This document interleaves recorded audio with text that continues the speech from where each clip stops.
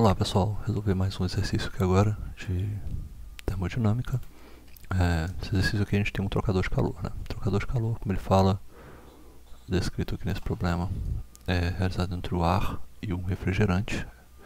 É parte crucial do sistema de refrigeração. Um sistema de ar-condicionado, a gente tem que o ar flui sobre tubos que transportam refrigerante 134. Então a gente sabe que esse é a substância que a gente vai ter que buscar, provavelmente dados tabelados, é um líquido de resfriamento. O ar entra com uma vazão volumétrica de 50 metros cúbicos por minuto, está aqui dado 50 metros cúbicos por minuto. Tem essa pressão dada aqui, a pressão é a temperatura dele, e sai com a temperatura bem menor, a pressão quase igual. O refrigerante entra nos tubos a 5 bar com um título de 20% e sai a 5 bar e 20 graus Celsius. Se você já entrou com um título, é porque ele está com uma mistura líquido-vapor. A gente tem que buscar as propriedades em tabelas de líquido-vapor. Ignorando a transferência de calor externo, ar-condicionado, desprezando efeitos de energia cinética e potencial, faça um diagrama esquemático e determine em regime permanente a vazão mássica do refrigerante, beleza? E a taxa de transferência de calor entre o ar e o refrigerante. Ok. Vamos lá.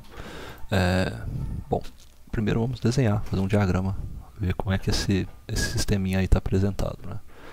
Eu vou desenhar da seguinte forma. Tenho aqui esse aqui é o meu trocador de calor, né? Então o meu sistema de troca de calor está aqui. Eu vou considerar que ele é também já bem determinado pelo problema. Ele corre em fluxos separados. Então tem uma região onde vai passar um certo fluxo, uma região onde vai passar o outro. Eu vou considerar que por aqui está passando agora um fluxo de... Vou colocar aqui um fluxo agora nessa setinha azul. Olha só, um fluxo aqui que vai entrar. Tem um fluxo aqui que sai. Tem um outro que entra por aqui. E um outro que sai por aqui. Vou considerar que esse aqui de baixo é o fluxo do refrigerante 134, tá?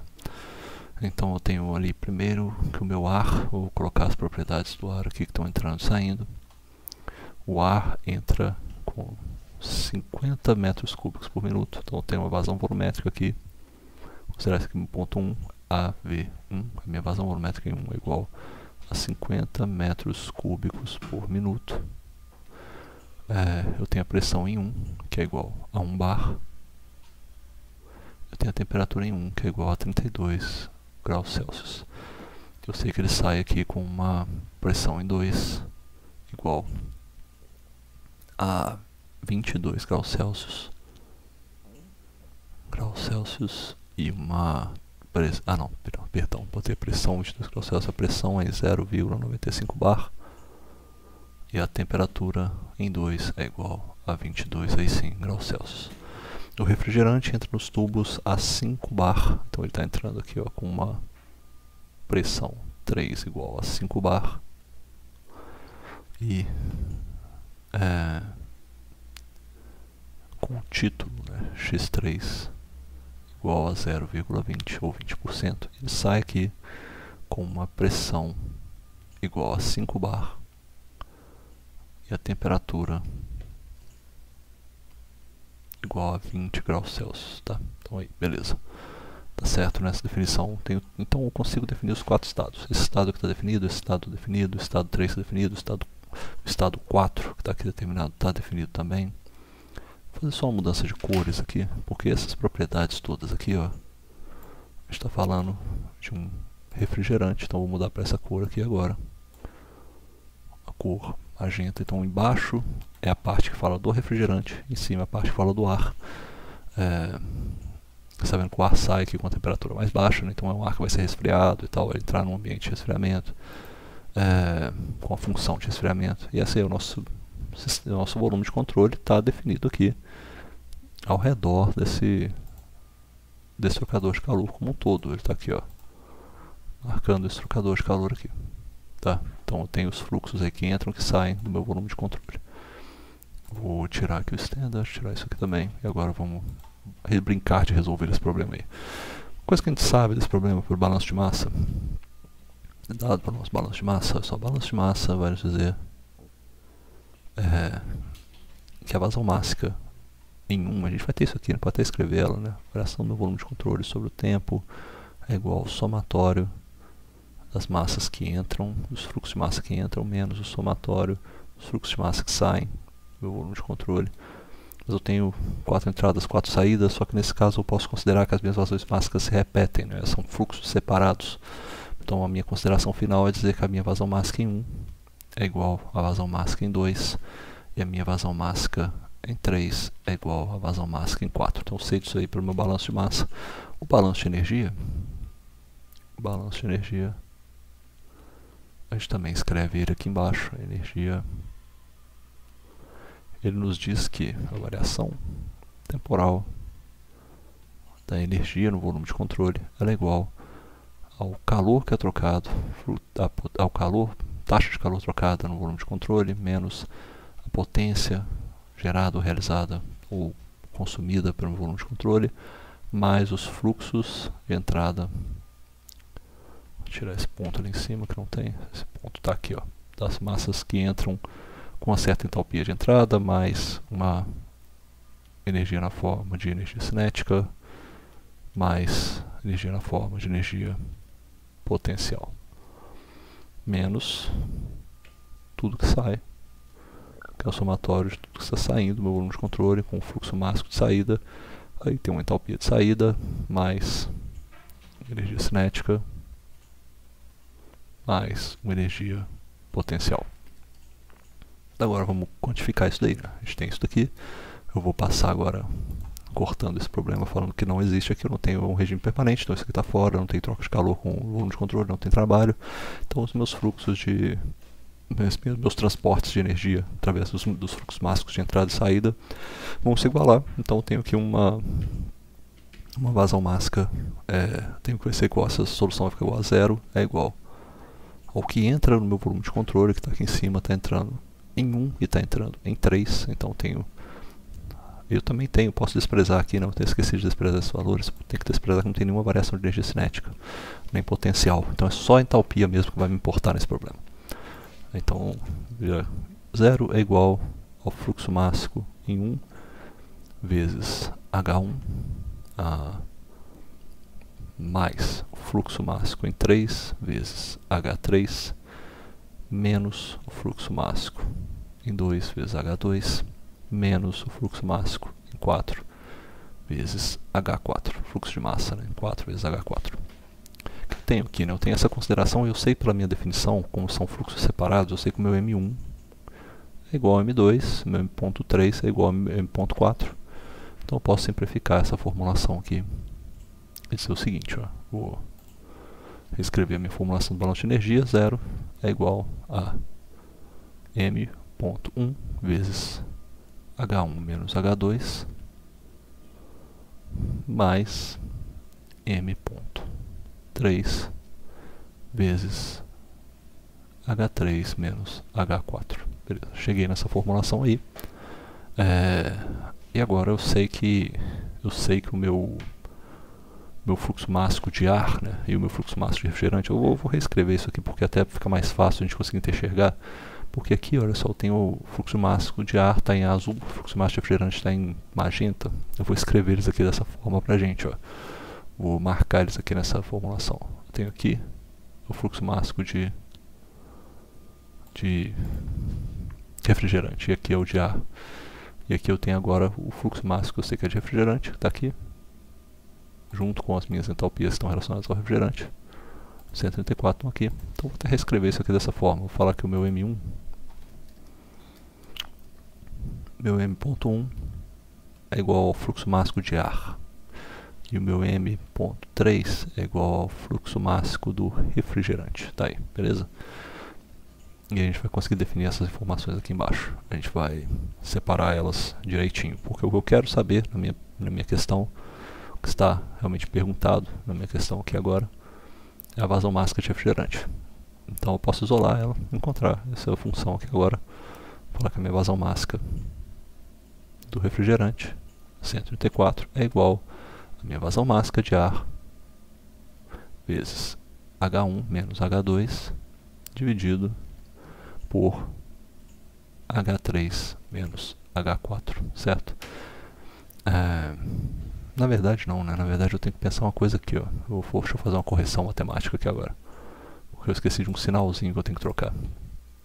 Esse ponto aqui está positivo, né? Se eu quiser separar ele, preciso jogar para o outro lado, então que jogar ele negativo aqui vai virar um M.R H4 menos H3, é isso aqui, ó. Isso aqui faltou, eu tenho que jogar ele para o lado de lá, eu jogo ele para o lado esquerdo da minha equação, multiplicar por menos 1, aí eu tenho igual ao M do ar vezes H1 menos H2.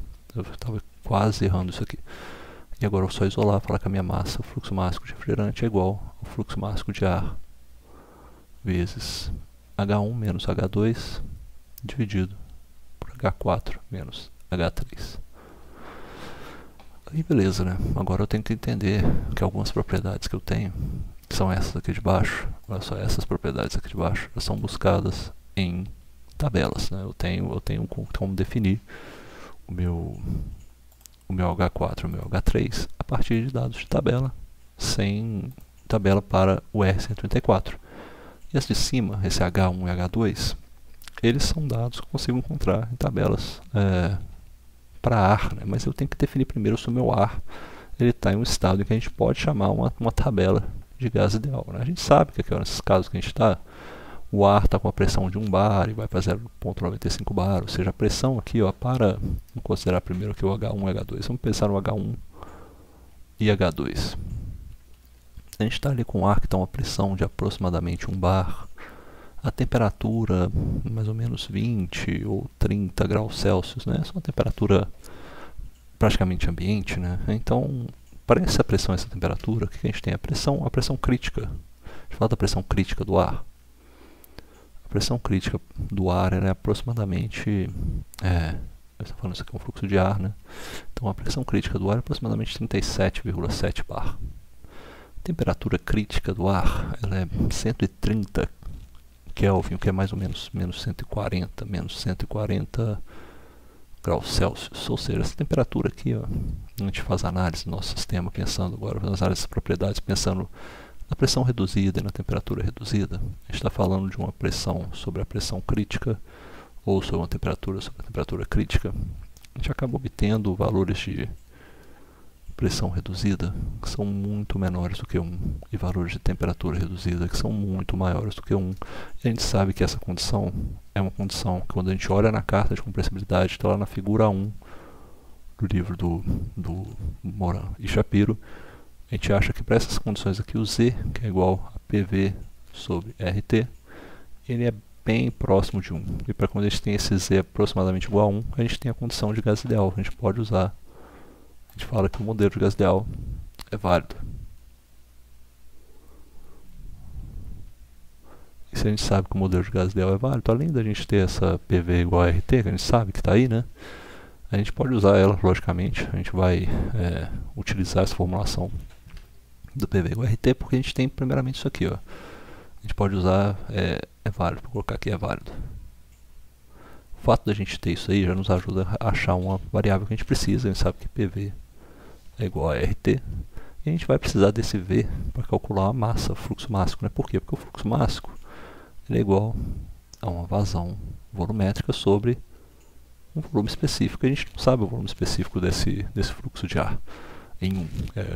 Que a gente tem propriedades em 1, tem propriedades no 2, né? No ponto 2, a gente não sabe qual que é o volume específico. Mas a gente consegue encontrar ele se a gente usar essa formulação do modelo de gás ideal. A gente vai dizer que o volume específico é igual a RT, o R do gás, do ar, que a gente busca também as tabelas, que é o R da constante universal dividida pela massa molar do ar, vezes a temperatura, onde ele está, em 1, né? Eu posso buscar esse aqui, o volume específico em 1 é igual ao R sobre T1 dividido pela pressão em 1. Todos esses valores aqui são dados. A gente tem todos os valores são dados aqui, ó. Tem a pressão e a temperatura. O R a gente sabe pela massa molar do ar. A gente consegue encontrar ele aqui e substituir ele aqui embaixo. A gente vai achar que a massa, o fluxo de vazão mássica em 1 é igual a esse AV1, que a gente sabe que é dado no problema. A gente sabe qual que é a vazão volumétrica, né? Velocidade vezes uma área em 1. Isso daqui vai ser igual a vazão volumétrica na entrada vezes a pressão em 1 dividido pela constante universal dos gases dividido pela massa molar do ar. Vou botar isso aqui até dessa forma. Massa molar com um subscrito aqui bem pequenininho do ar. Vezes a temperatura 1. Ou seja, a partir daqui eu consigo encontrar a minha massa do ar, né? Eu vou botar isso aqui também, a minha massa, fluxo máximo do ar é igual a isso daqui. Ou seja, eu defini o meu fluxo máximo em 1 e em 2, que é a mesma coisa, a partir disso daqui. E eu sei que eu posso usar a tabela do gás ideal. Isso aqui também me garante que eu posso buscar a entalpia, novamente, né? Pelo gás ideal, eu sei que a minha energia interna é igual à energia interna, depende só da temperatura, a entalpia é igual a entalpia que depende só da temperatura. Então esse valor aqui eu busco na tabela A22 no livro do Moran e Shapiro, tá? Se for outro livro, não garanto que seja isso aí não. Beleza, então eu acho isso daí, essas informações. Agora, para H4 e H3, eu tenho um outro lado, né? H4 e H3, eu tenho o R134A.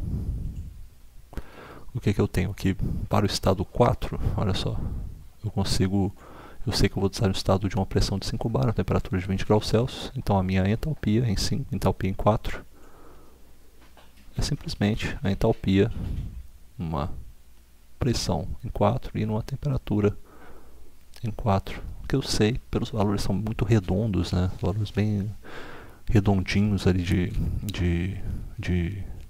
pressão e temperatura. Esse fluido, o que vai acontecer com esse fluido aqui?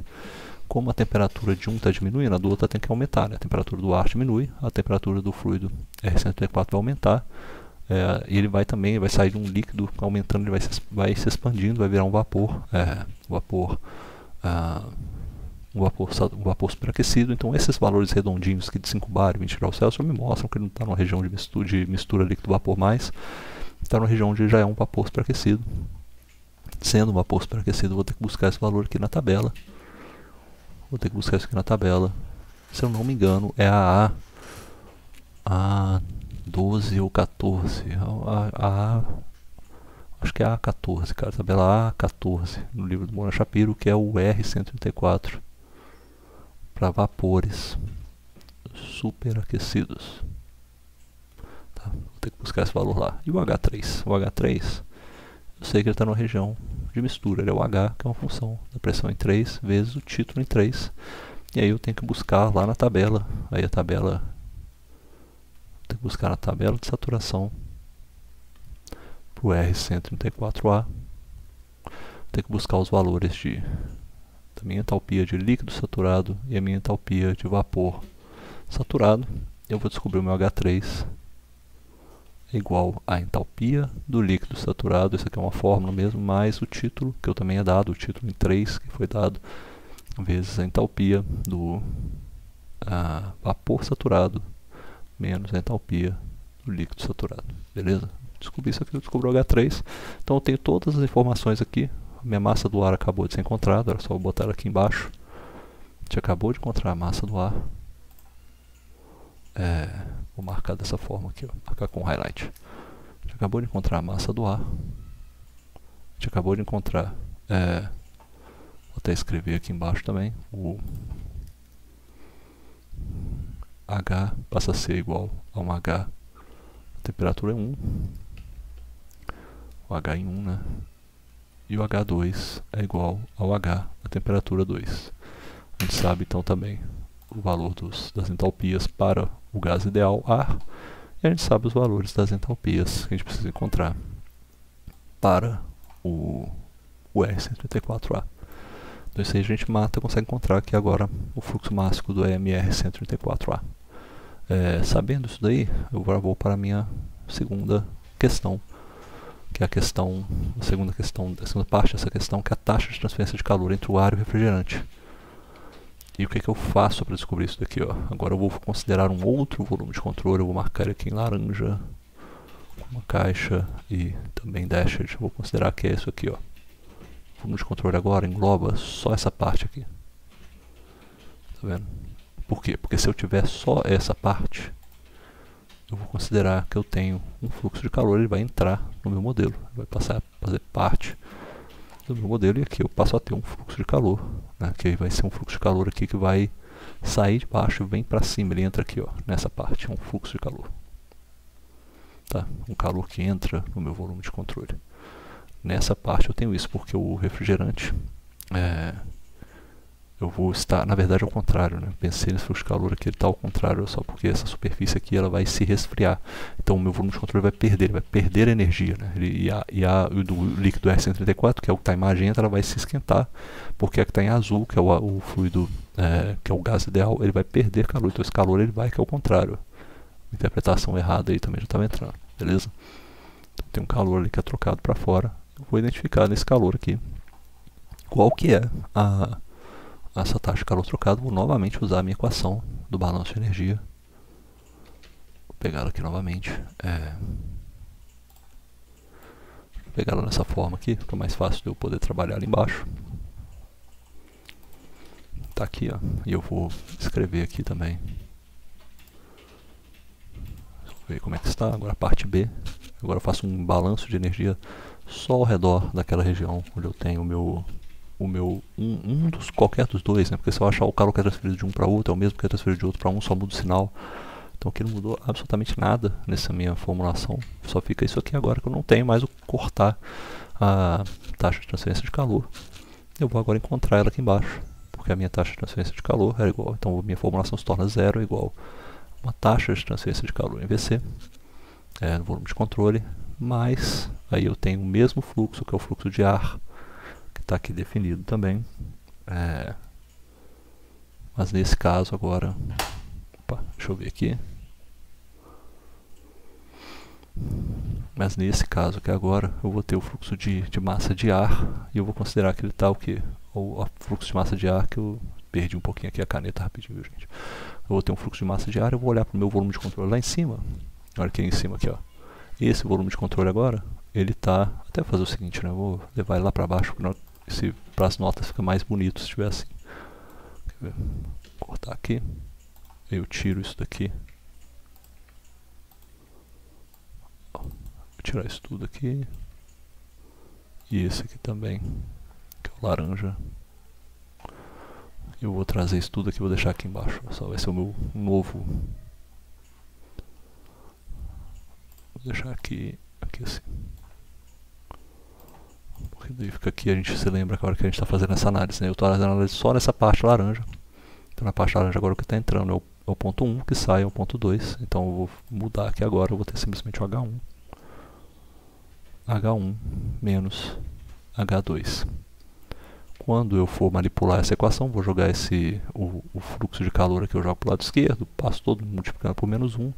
Então fica igual a um Q do volume de controle igual a massa ou fluxo máximo de ar vezes H2, perdão, multipliquei todo mundo por menos 1, H2 menos H1.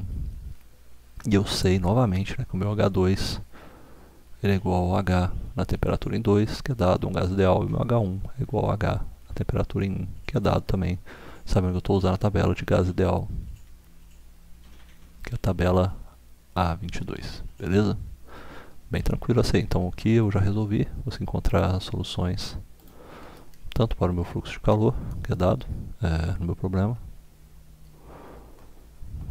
Posso achar em kJ por segundo, quilowatts, ou qualquer outra propriedade que eu queira. Aqui eu também já achei, através dessa formulação aqui, ó, qual que é o meu fluxo máximo de refrigerante, beleza? Então aqui já está resolvido, os dois estão resolvidos. E assim encerra.